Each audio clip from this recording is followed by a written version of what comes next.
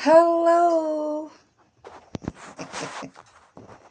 Ah, pwede ba ganyan? Para hindi maliit. Kumusta kayo? Magandang gabi sa inyong lahat.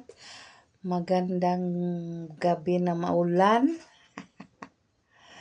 Maulan po. Ingat po kayo sa lahat ng mga nabaan. Nakikiramay kami sa mga naghihirap na ang bahay nila ay puro sira yung mga gamit dahil may baha sa loob. Ingat po tayo. Pahalagahan ang buhay. Pag nakita ninyong mataas na ang tubig, dapat makikiano kayo sa mas mataas na mga bahay. Makikisukob kayo, makiusap, ganyan. Ingat na. Thank you. Ako po si Crisanta. Paki-subscribe.